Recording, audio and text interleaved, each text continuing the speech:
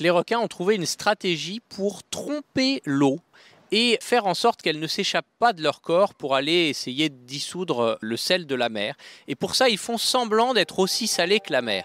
Ils vont utiliser de l'urée en urinant dans son propre sang. Donc l'eau ne s'échappera pas du corps du requin pour partir dans la mer. On dit que le requin, il est isotonique.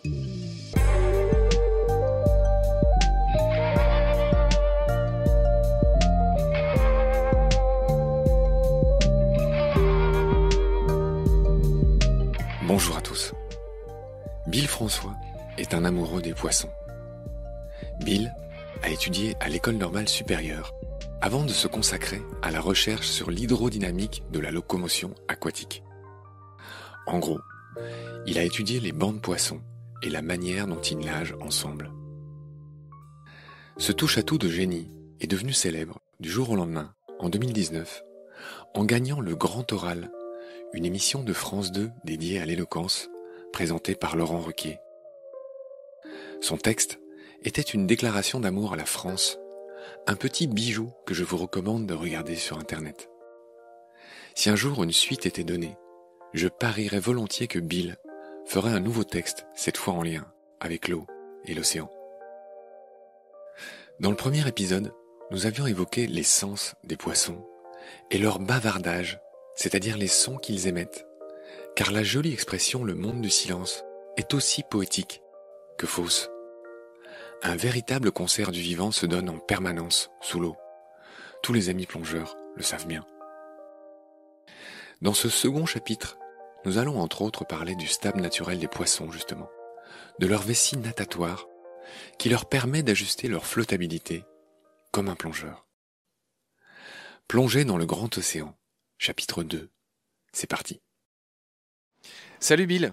Salut Marc. Je suis ravi de te retrouver. On est de nouveau à cet aquarium de Paris, de la Porte Dorée, où tu travailles, où tu fais des visites.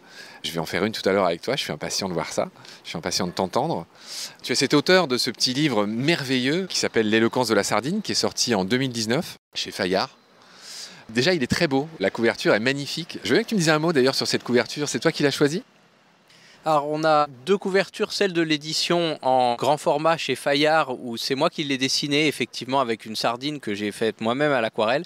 Et ensuite pour l'édition poche qui est chez J'ai lu, ils se sont inspirés d'une couverture qui avait été faite pour la traduction en russe et qui représentait une boîte de sardines. À partir de là, ça les a inspirés artistiquement pour faire une couverture dans un style un peu 19e, un peu Jules Verne, gravure marine que je trouve vraiment très original.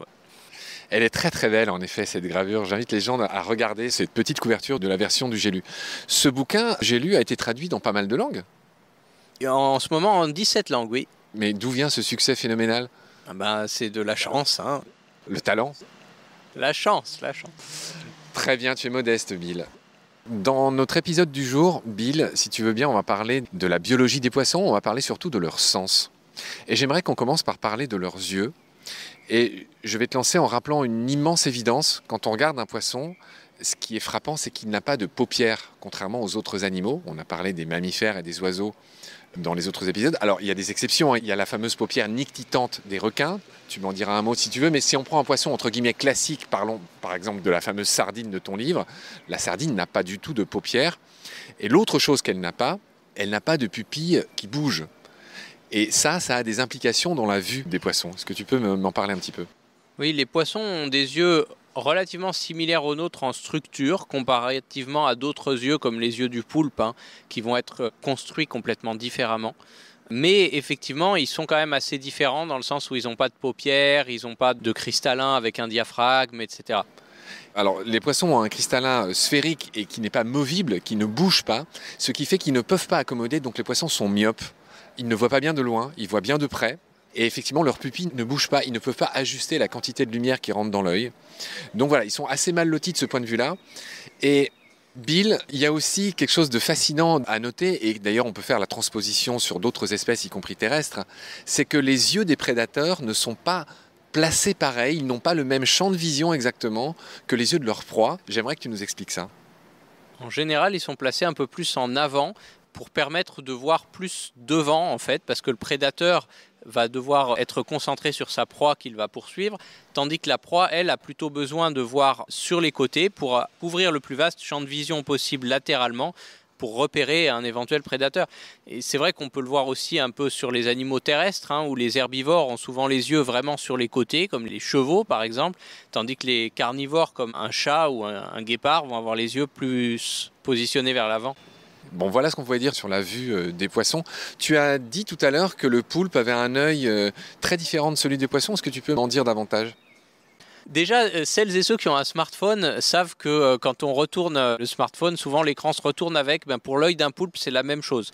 Quand le poulpe se met à l'envers, son œil reste à l'horizontale. Donc ça, c'est déjà assez incroyable. Ensuite, notre œil à nous, les vaisseaux sanguins sont devant la rétine. Ce qui fait que quand on regarde par exemple le ciel ou des surfaces blanches un peu lumineuses, on voit parfois passer des petits ronds noirs qui sont en fait nos cellules sanguines qui passent dans les capillaires sanguins. Et comme c'est des tout petits vaisseaux, elles passent vraiment une par une, mais on le voit sur nos propres yeux. Chez le poulpe, l'œil est entre guillemets mieux conçu, les vaisseaux sanguins sont derrière la rétine, et donc il ne les voit pas. Tu m'as éclairé sur l'œil du poulpe qui est joli. On dirait un œil de chèvre avec cette espèce de pupille en forme de W. Exactement, ça fait vraiment penser à un œil de chèvre avec cette pupille horizontale. Oui. Ouais, ils ont des beaux yeux, les céphalopodes. Je renvoie les auditoristes et je te renvoie toi à nos épisodes céphalopodes qu'on avait fait avec Marjorie Rossian du Muséum d'Histoire Naturelle, qui étaient de beaux épisodes sur tous les céphalopodes. On avait parlé notamment des calmars géants et de toutes les caractéristiques, y compris mimétiques, fabuleuses, avec ces fameux chromatophores, des sèches qui sont bien à des années-lumière des caméléons, par exemple, en termes de vitesse de changement de ces chromatophores. Mais ce n'est pas notre sujet d'aujourd'hui, donc je renvoie à tous ceux que ça intéresse sur nos beaux épisodes céphalopodes. Bill, je voudrais qu'on enchaîne sur l'ouïe des poissons. On a parlé du son dans le premier épisode. Là, on va parler de l'ouïe. Tu vas revenir un petit peu sur les otolithes. Il me semble que les otolithes alors, servent à entendre, tu vas nous rappeler comment, mais que c'est aussi quelque chose qui sert à déterminer l'âge de certains poissons. Oui, alors les otolithes, c'est des petites pierres qui sont situées à l'intérieur de la tête des poissons et qui leur servent à entendre. Quand on parle de l'ouïe des poissons, ça n'a rien à voir avec leurs ouïes. Leurs ouïes qui sont ces fentes dans lesquelles l'eau sort pour la respiration, c'est là qu'il y a les arcs branchiaux. Mais l'ouïe, le sens auditif du poisson, il se trouve à l'intérieur de la tête dans ces petites pierres qui s'appellent les otolithes, qui sont des parties du corps calcifiées et qui se construisent par des couches successives, un peu comme les stries dans un tronc d'arbre, de la même manière qu'avec les cernes, on détermine l'âge d'un arbre. Alors, dans une des émissions où tu t'es exprimé, il m'a semblé que tu t'étais un peu emporté, mais on va régler ça entre gentlemen. Tu as évoqué le requin du Groenland, avec lequel on a fait une émission avec le célèbre René Euzet, qui est sans doute un de nos cinéastes sous-marins les plus connus. Il a fait tous les Thalassa, tout ça, t'étais encore pas né. Comme le poisson, j'étais pas né. Oui, alors celle-là, tu l'as fait tout le temps aussi, ami du calembour. Tout ça pour dire qu'on a déjà parlé du requin du Groenland dans Baleine sous gravillon. On avait dit dans ces épisodes que le requin du Groenland, c'est le vertébré qui peut vivre le plus longtemps du monde. Est-ce qu'on a pu déterminer ça grâce aux otolithes des rares requins du Groenland qu'on a retrouvés ? Non, on n'a pas pu déterminer ça grâce aux otolithes parce que ce sont des poissons cartilagineux. Et je doute même qu'ils aient des otolithes utilisables en fait. On a utilisé une autre astuce qui est le cristallin de l'œil, qui a la même structure avec des cernes. C'est beaucoup plus difficile d'y voir quelque chose au niveau des stries, mais on peut y faire une analyse isotopique. Donc en fait, certains éléments radioactifs qui sont présents dans l'atmosphère à un moment donné vont se retrouver dans les couches du cristallin de l'œil du requin du Groenland au fur et à mesure que ce cristallin va grandir. Et donc en faisant une coupe et en essayant d'analyser où se trouvent ces matériaux radioactifs, si on sait quand est-ce qu'ils se sont trouvés dans l'atmosphère, et on le sait grâce à des carottages de glace dans la banquise ou l'étude des éruptions volcaniques qui sont en général ce qui rejette ces matériaux radioactifs, eh bien on est capable de dater le requin du Groenland en retraçant son histoire. Et c'est comme ça que ça a été fait. C'est passionnant ce que tu me racontes. Là, j'aurais aimé t'avoir dans cette émission. On l'aurait enrichi et on est en train de le faire maintenant. Donc voilà, le requin du Groenland qui pourrait vivre, tu as dit, jusqu'à 800 ans. C'est là que tu m'as paru un peu t'avancer. Moi, j'en étais à 500, mais 800 ans le requin du Groenland ? D'où sors-tu ces chiffres ? Celui qu'on a mesuré le plus vieux était à 500 ans environ, effectivement. Je connais la personne qui l'a mesuré, donc il y a un véritable passionné de ça qui est allé en capturer dans les eaux du Groenland au large du Danemark. Ce requin vit en effet dans l'Arctique. Voilà, il vit dans les eaux très froides de l'Arctique, complètement au ralenti. Et donc c'est un chercheur danois qui allait mesurer ça, passionné par l'idée que ce même requin aurait pu voir les Vikings, etc. Et il trouve que c'est un animal vraiment passionnant. Après, il a même fait des études en le mettant dans un respiromètre pour mesurer sa consommation d'oxygène, etc. Ils ont fait des choses formidables. Et donc le problème, c'est que pour mesurer l'âge de ce requin, il faut capturer des grands spécimens, qui sont donc des spécimens âgés, parce qu'ils grandissent toute leur vie, et donc ils n'ont pas réussi à pêcher les plus gros. Mais on sait qu'il a été pêché par des bateaux commerciaux ou par des Inuits, des poissons qui pesaient des poids beaucoup plus importants que le poisson de 500 ans qui a été mesuré. Et donc par extrapolation, vu que ça grandit très lentement et qu'on a un peu une idée des courbes de croissance, on estimerait que les plus gros qui ont été observés devaient avoir 800 ans, vu que celui gros, mais pas quand même si gros que ça, qui a été mesuré, avait 500 ans. Oui, tu me donnes une réponse très construite. Effectivement, il me semble qu'on a réussi à pêcher 2 fois un spécimen à 20 ou 30 ans d'intervalle et il avait grandi de quelques centimètres à peine. Voilà, ça grandit très très peu et je crois que ça peut peser au moins dans les 800 livres. Hein. C'est un requin qui peut atteindre 5 mètres, il peut être énorme, il est énorme, c'est un charognard, il n'est pas très beau, mais bon, ça n'a aucune espèce d'importance. Et il a une dernière particularité, on ne va pas faire toute l'émission sur le requin du Groenland. Cette autre particularité, tu vas me le confirmer, il est aveugle ce requin en fait, et il a des petites crevettes qui s'installent dans son œil, ce qui peut paraître horrible. Oui, c'est la vie impitoyable de la nature sous l'eau. Hein. Ce requin, il est en général parasité. À partir d'un certain âge, il est aveugle. Mais ça ne l'empêche pas de se repérer très bien. En gros, il vit très souvent dans le noir total, dans les ténèbres totales des profondeurs. Il vit dans des eaux très sombres et de toute façon, il a plein d'autres tours dans son sac pour se repérer. Il n'a pas besoin de la vue, l'odorat, le goût, le sens magnétique probablement, le sens électrique certainement, le sens des courants d'eau également lui permettent de se repérer, de repérer ses proies et de vivre tout à fait normalement. La transition est toute trouvée. Bill, on parlait de ce requin du Groenland et j'aimerais qu'on aborde la question de la ligne latérale des poissons, qui est cet organe sensoriel que nous n'avons pas. Nous autres, mammifères. Et donc j'aimerais que tu m'expliques ce que c'est, à quoi ça sert. J'aimerais que tu nous éclaires sur cette ligne latérale des poissons. C'est cet organe qui se situe au niveau de la ligne qu'il y a le long du flanc des poissons des deux côtés, hein, qu'on voit plus ou moins nettement selon les espèces, et qui est ponctué de petites cellules qui s'appellent des neuromastes. C'est des cellules ciliées, donc un peu le même principe que les cellules qu'il y a dans nos oreilles. C'est des petits cils qui vont vibrer et leur déplacement va générer un signal nerveux que le poisson va pouvoir percevoir. Et en fait, ces cellules qui sont logées dans des espèces de petites loges similaires à un tube de pitot, qui sont les sondes que les avions utilisent pour mesurer leur vitesse. Les fameuses sondes pitot. Les fameuses sondes pitot, le poisson a en fait ça le long de son corps pour repérer la vitesse de l'eau. Et il va pouvoir comme ça cartographier la vitesse de l'eau autour de lui et savoir à quelle vitesse il nage. Voilà, ça lui permet d'ajuster sa position, sa vitesse, et c'est un organe mécano-sensoriel. C'est une autre manière de le dire, c'est-à-dire qu'effectivement, le mouvement, la pression de l'eau autour de lui, la vitesse de l'eau qui circule sur son corps le renseigne et l'aide à se mouvoir lui-même dans l'eau. Exactement. Bill, on a remarqué que chez les poissons qui vivaient dans les cavernes, ces poissons aveugles en général, ou tous ces poissons qui vivent dans des eaux dites turbides, c'est-à-dire extrêmement peu claires, très sales en fait, avec beaucoup de sédiments dedans, cette ligne latérale était beaucoup plus développée. Ça paraît logique. Elle est beaucoup plus développée parce que la vision justement est beaucoup moins développée et ça va remplacer la vision pour aller même jusqu'à servir à certains poissons une sorte de sonar pour se repérer activement dans le milieu uniquement grâce à la ligne latérale. Et on a ici à l'aquarium de la Porte Dorée certains tétras cavernicoles, des poissons qui sont complètement aveugles au point de ne même plus avoir d'yeux et d'utiliser uniquement leur ligne latérale pour se repérer. Ils ont 0 œil. En effet, et on peut penser que dans le cas de notre requin du Groenland, dont la majorité des vieux spécimens sont aveugles, il doit beaucoup se servir de sa fameuse ligne latérale. Le requin utilise aussi beaucoup le sens électromagnétique. Oui, on va y venir, oui. On n'a pas fini avec la ligne latérale, je voulais parler d'un gros mot que j'ai adoré, la rhéotaxie, donc R-H-E-O taxie, et c'est donc cette science, rhéo c'est tout ce qui est écoulement, en fait, cette capacité qu'ont les poissons à s'installer dans un courant. Se mettre face au courant, oui, nager toujours à contre-courant. C'est presque philosophique, hein.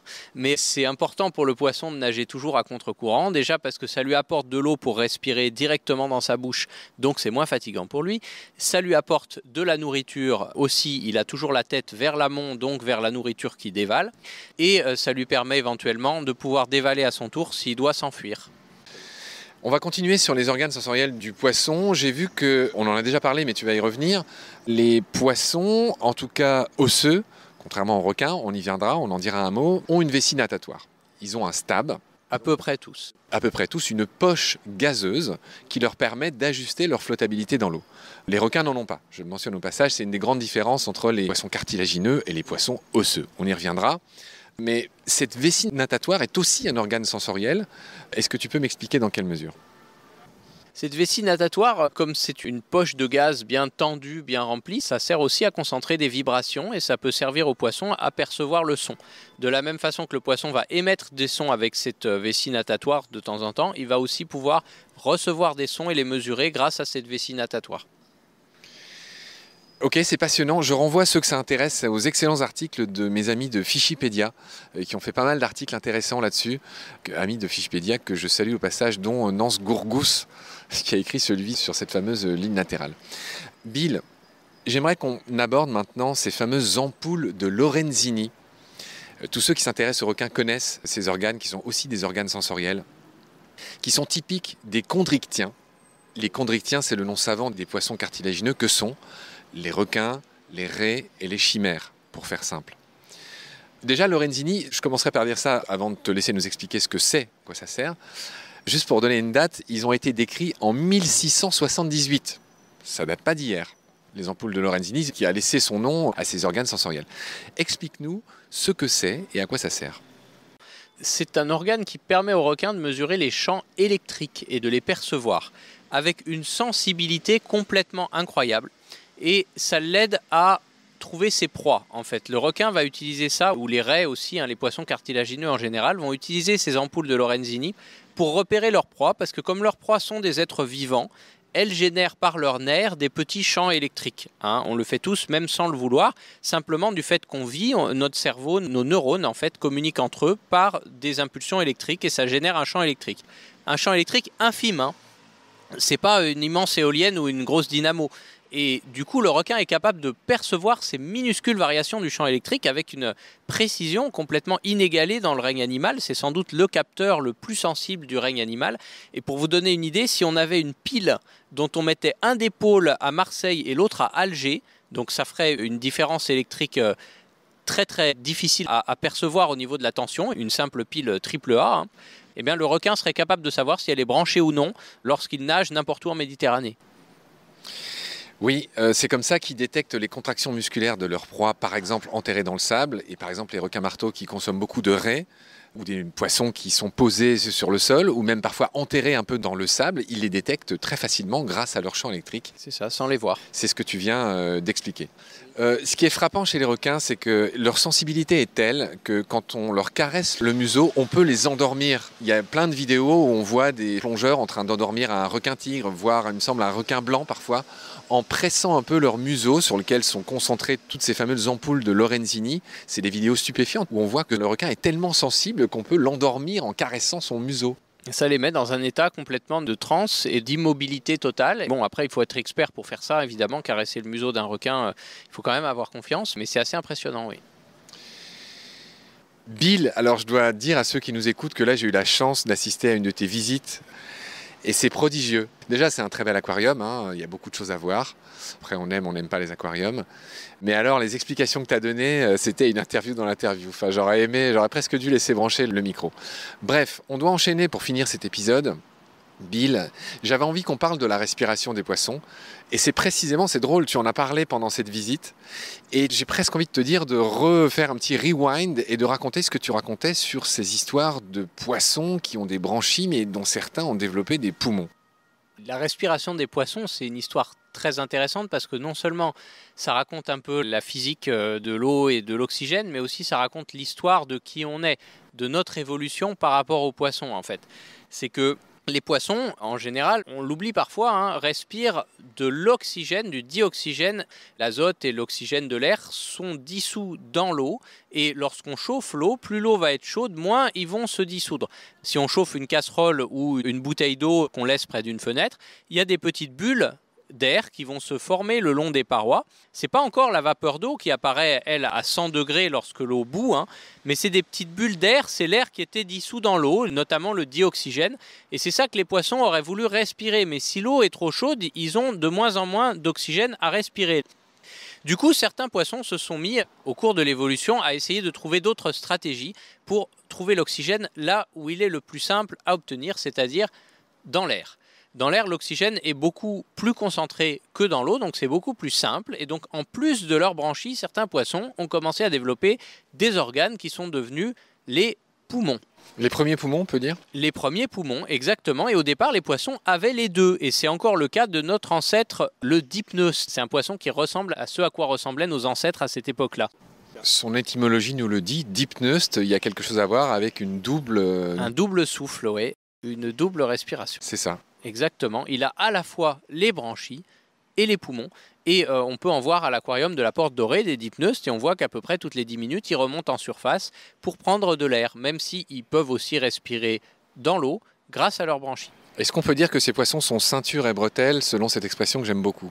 Exactement, c'est des poissons qui sont ceinture et bretelles et ils ont ces doubles sécurités de respiration parce qu'ils vivent dans des endroits où il y a une saison sèche et une saison des pluies. Et donc ils passent la moitié de l'année souvent à sec dans de la terre, dans des gangs de sédiments où ils vont respirer plutôt de l'air et l'autre moitié dans l'eau où ils vont respirer plutôt dans l'eau. C'est passionnant ce que tu racontes. Il y a un autre aspect intéressant chez les poissons, cher Bill, c'est que les poissons doivent boire constamment. Pour une autre question de physique que tu vas nous rappeler, c'est cette histoire de pression osmotique. C'est-à-dire que le corps d'un poisson rejette constamment de l'eau. Donc il compense en buvant en permanence. Je voudrais que tu m'expliques ce phénomène. Et après, on va parler de ce qu'ont inventé certains. Et là, c'est encore nos amis les requins qui ont inventé quelque chose d'incroyable. Mais tout d'abord, on va parler de la règle générale. Ces poissons qui boivent tout le temps, comment ça se fait? Pourquoi ils font ça? Pourquoi ils boivent et ils pissent tout le temps? Alors, ils boivent ou ils pissent. Ça dépend si ce sont des poissons d'eau douce ou des poissons de mer. Alors, ce phénomène d'osmose, c'est le fait que le sel, lorsqu'il est en solution dans l'eau, va essayer de se répartir également dans toute la solution. Si vous jetez une poignée de sel dans un verre d'eau, le sel ne va pas rester au fond, il va se dissoudre dans tout le verre d'eau. Et de même, dans les membranes cellulaires et les organismes vivants qui sont en contact avec de l'eau, il va y avoir une force physique qui va tendre à essayer de faire se répartir la concentration en sel, autant de chaque côté de la membrane, autant partout. Et donc l'eau va se déplacer pour essayer de dissoudre les endroits où il y a le plus de sel. Donc l'eau sort du corps du poisson pour essayer d'équilibrer. Pour un poisson qui va se trouver en eau de mer, le poisson, il est moins salé que l'eau de mer, parce que l'eau de mer est très salée. Le poisson, il est à une concentration saline physiologique, un peu comme le sérum physiologique, hein. Il est un peu salé, mais pas trop, il est moins salé que l'eau de mer. Et du coup, l'eau qui est dans le poisson va essayer d'aller dans l'eau de mer pour essayer, entre guillemets, de dissoudre l'eau de mer, pour égaliser la concentration en sel. Évidemment, l'eau du poisson ne suffira jamais à dissoudre le sel de l'eau de mer, mais c'est la force physique qui tend à faire ça.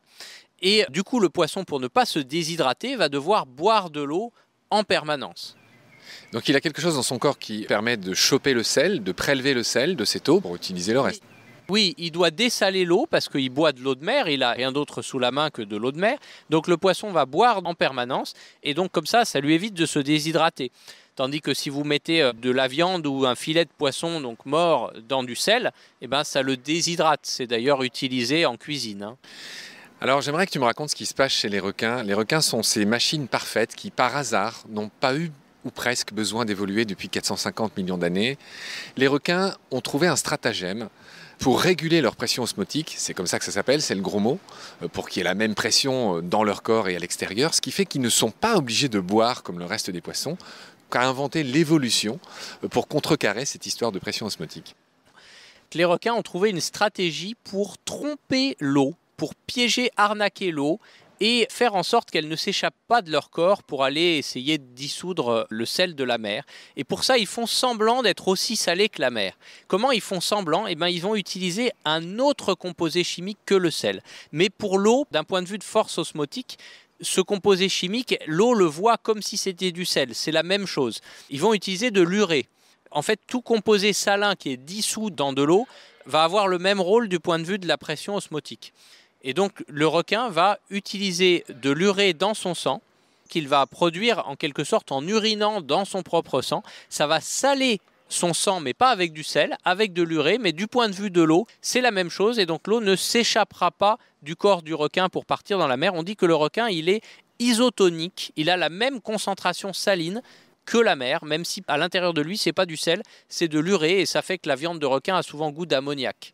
Exactement, ce qui rend la viande de requin en général impropre à la consommation, il se pisse dessus ou dedans le requin, c'est comme ça qu'il a résolu son problème et c'est comme ça que les requins ne boivent pas d'eau, ils n'ont pas le même problème que les poissons. Voilà, on va s'arrêter ici dans cet épisode sur la physiologie des poissons, sur les sens des poissons. Il y aura encore 1000 choses à dire et je crois que je vais te réinviter parce qu'on sent que t'en as sous la semelle, comme on dit. Cher Bill, je te retrouve très vite pour l'épisode suivant. Prends soin de toi, à très vite. Merci Marc, à bientôt.